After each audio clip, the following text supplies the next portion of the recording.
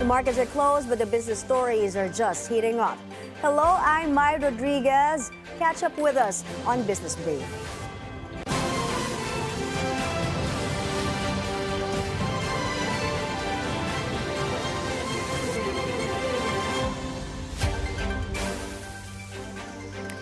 Most Asian indices are trading higher, tracking gains on Wall Street after a volatile session.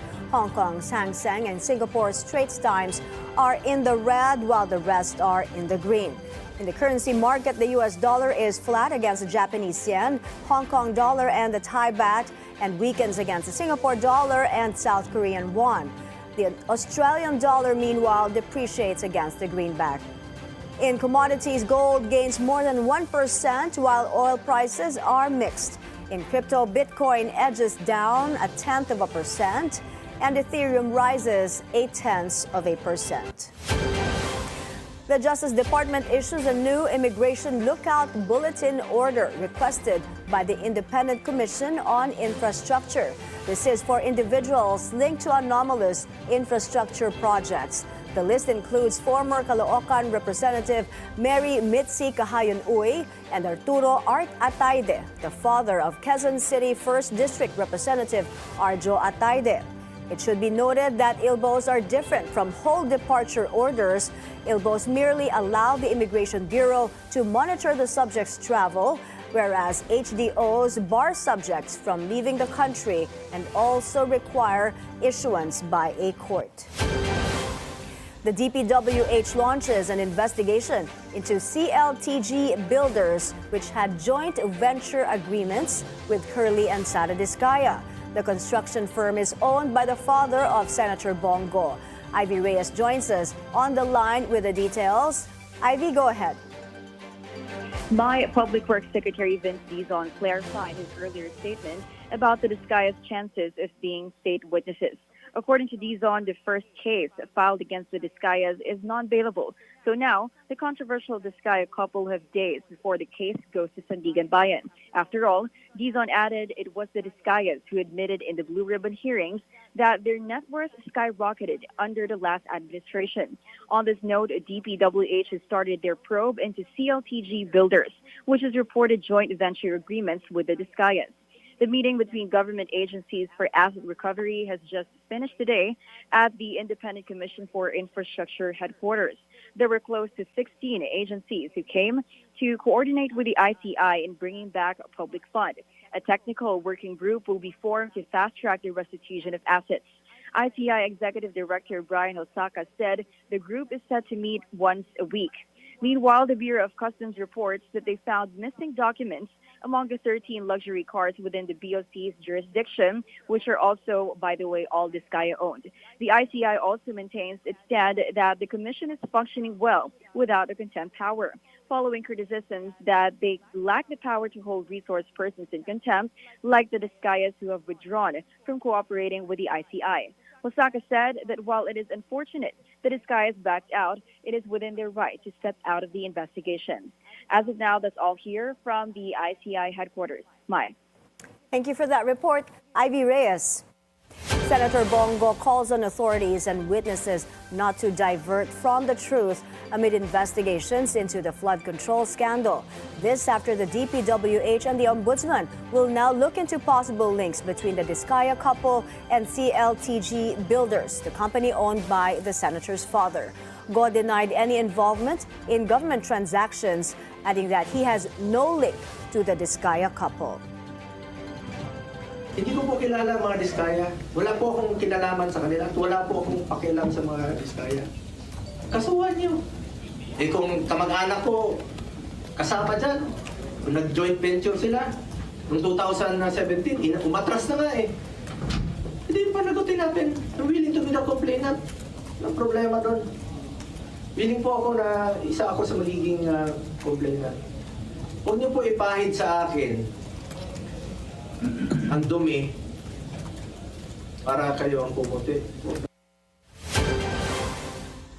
Finance Secretary Ralph Recto urges for stronger tax collection or a growth of 10% annually from 2025 to 2028 to ensure a reliable revenue stream. If this is achieved, Recto says it could push total revenues to hit nearly 6 trillion pesos by the end of President Marcos's term. He expects total revenues to reach the 7 trillion mark by 2030. For this year, the Finance Department is tasked to collect 13.6 billion pesos a day in revenues. It should also plug the 4.5 billion deficit per day. Digital marketers are shifting their focus from mass messaging to more personalized connections with customers or consumers. This was the central idea at this year's Digital Congress or DigiCon, organized by the Digital Marketing Association of the Philippines. Let's get the details from Paulo Barcelon. Hi, Paulo. Hi, Mai. DigiCon 2025's theme, The Age of I, the Power of Personalization, looks into how data and technology are reshaping how brands reach people. Public policy and emerging tech expert Dex Hunter Toric says companies will need leaders who can adapt to the complexity of AI-driven systems. He adds companies and industries are going to develop solutions that by default are bespoke and designed uniquely for the needs of customers as individuals. And Hunter Toric is this year's DigiCon keynote speaker. For the organizers, personalization goes beyond marketing, with digital tools also being used for social impact. DMAP President Nico David says the organization is also preparing a new policy development committee to address emerging issues in the digital space. They're saying that by next year, Mai, the agency, who is also a member of the Ad Standards Council, will be having a new committee to ensure that digital marketing practices are aligned with ethical advertising practices as well. More than 2,000 participants from different sectors are attending this year's convention, which marks DigiCon's 10th year. The convention will last until October 17. Mai?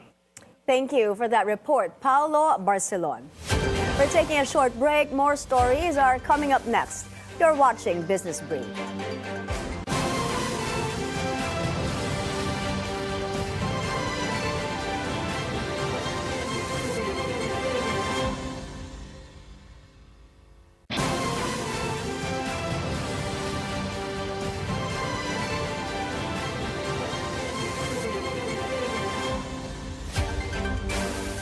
You're back on Business Brief.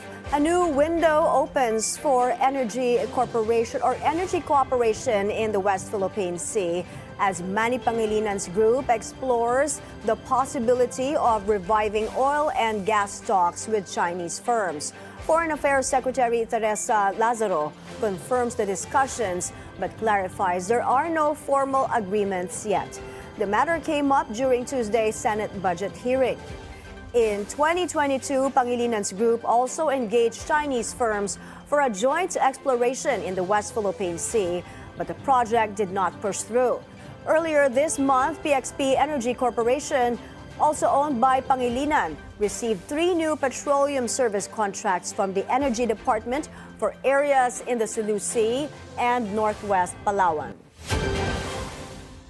Gutianon-led Philinvest Land uses 596.98 million pesos from last year's share buyback proceeds to fund residential and retail projects nationwide.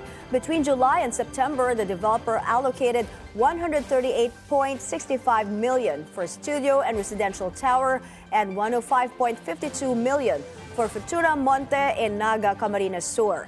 It also set aside 70.84 million pesos for the Mimosa Lifestyle Mall in Clark and the levels in Muntinlupa City. As of end September, about 95 million pesos from the buyback proceeds remain available for future developments. A new push to bring healthcare online as the DICT is teaming up with MWell, the digital health platform of Bilyonaryo Manny Pangalinan's Metro Pacific Group, to expand access to medical services nationwide. Paulo Barcelon returns with this report. The DICT and MWell of the Metro Pacific Health Group have signed a memorandum of understanding to integrate digital health services into the government's eGov.ph app. Under the MOU signed in Bacoor City, Cavite Wednesday afternoon, MWell's platform will be linked with the eGov app to allow Filipinos to access online medical services, including consultations, medical records, and referrals. According to ICT Secretary Henry Aguda, the project will help strengthen the country's digital public services, especially in the healthcare sector. Pwede na yan mag-integrate sa ibang ospital, pwede rin mag-integrate sa PhilHealth. So, this is a start of the mandate to us by the President. Sinabi ni Presidente, sa healthcare naman, i-automate na natin end-to-end. MWell officials say the integration will simplify access to health records and improve coordination between public and private healthcare providers.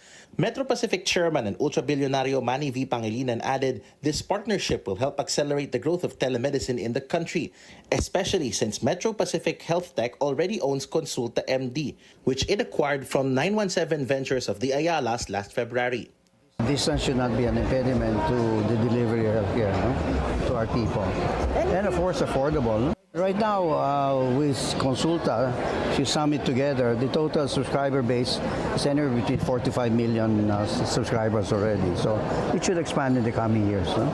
The DICT says the new integration could also help fast-track the government's universal healthcare digitalization efforts. Other health services of MWell include online appointment bookings, health monitoring features, and even AI-assisted clinics for a more high-tech approach to consultations and medical services. MVP adds that they also aim to expand MWell's on-ground presence, complementing the existing network of Metro Pacific hospitals such as Makati Medical Center, Cardinal Santos Medical Center, and the Asian Hospital and Medical Center. Paulo Barcelon, Bilyonaryo News Channel. EEI Corporation of the Yuchengco family completes its biggest strategic pivot yet, acquiring Pogo operator First Orient International Ventures Corporation for 2.8 billion pesos. In its disclosure, the company said it signed a share purchase agreement with KC Land Oriental Pacific Incorporated to acquire 100% or 46,805 common shares of FOIVC. EEI, whose major shareholders included the family of former House Speaker Martin Romualdez before he exited earlier this year, said the deal marks its shift from construction to real estate. FOIVC, known for operating Pogo Island, owns and controls 49 hectares of land in the province of Cavite.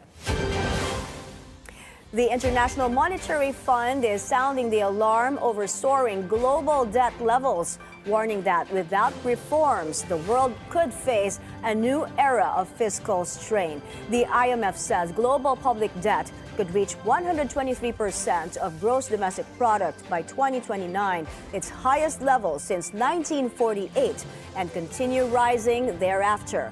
That's just below the post-World War II peak of 132%. The fund is urging governments to rebuild fiscal buffers and restore discipline, stressing that mounting debt could limit public investment, drive up borrowing costs, and weaken global growth. A new brand is entering the fast-growing auto market under the United Asia Automotive Group, led by Bilyonaryo Romel Sitin.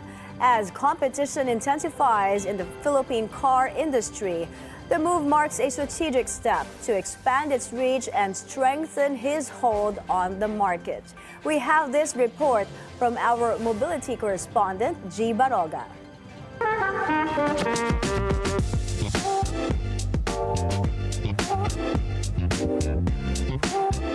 More business, more sales, more cars, more traffic. That's Bilyonaryo Romel Sitin joking but not really during the launch of the flagship dealerships of Lynk & Co and Baik in North EDSA. Both brands are part of his car family under United Asia Automotive Group. Fast forward to 2 months, there's a new name on their garage, Jet2 Auto, a Chinese car brand that's now officially part of their family. The 19-year-old automotive powerhouse also carries Photon, Cherry, and the newly launched Radar. Sitin says bringing Jet2 on board isn't just about more cars. It's about expanding their promise to make mobility smarter and more accessible for Filipinos. Jet2 first hit Philippine roads in 2023, and it's off to a solid start. It now has 21 dealerships nationwide and over 2,600 units sold last year, led by its T2 SUV. As the Cignal-led group shifts to the next gear, they're also helping reshape the local auto scene, always with the customers in the driver's seat. For BNC Mobility, G. Baroga. We're taking another breather. A look at how Philippine shares did today when we return. Stay tuned.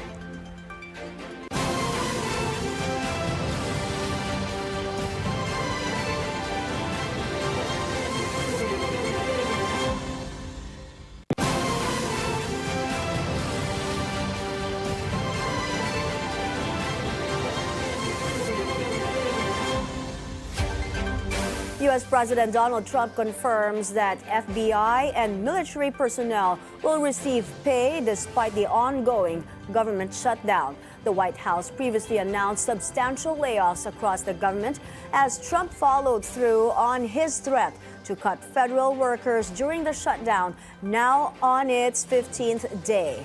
About 4,100 workers from 8 agencies were notified of layoffs based on a court filing by the administration. On the shutdown, sir, are FBI officials being paid right now? Are all the FBI employees being paid, and are all the... Well, that's what I understand. I hope so. Got a lot of people paid, actually. We got the people that we want paid, okay? And we want the FBI paid, we want the military paid. We got the people that we want paid. And I'll tell you, the Democrats, they don't talk about this. President Trump declares that Washington is in a trade war with Beijing as tensions between the world's 2 largest economies continue to escalate. Trump says he still expects to meet Chinese President Xi Jinping in South Korea later this month. When asked if a deal is possible, he describes tariffs as a very important tool for national security. On Wednesday, the U.S. condemned China's expansion of rare earth export controls, calling it a new threat to global supply chains. Mr. President, you're meeting with President Xi in a few weeks. Yeah. If you can't come to an agreement or a deal at that meeting, are we in for a sustained trade war with China? Well, you're in one now. Look, we have 100% tariff. If we didn't have tariffs, we would be exposed as being a nothing. We would have no defense.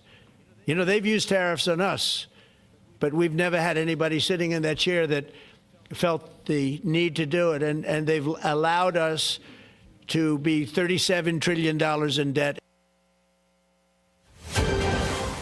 Philippine shares show little movement today. The PSEI closed flat with a slight downward trend at 60.93, making it the 4th worst performer in Asia. Sectoral indices were mixed, with services falling the most at over 1%, while holding firms rose the most at almost 0.9%. Advancers outnumbered decliners 108-92, with value turnover reaching 9.8 billion pesos. The most active stocks were also mixed, with Pure Gold up more than 3% and Philex Mining falling nearly 3%. In currency markets, the peso traded at 58.06 against the US dollar, down from the previous close of 58.05.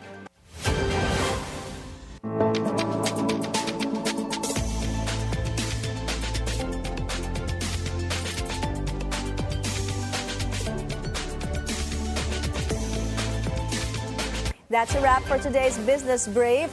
I'm Mai Rodriguez. Join us again tomorrow as we bring you the stories that help you plan your next big, bold moves in business, only here on the Bilyonaryo News Channel.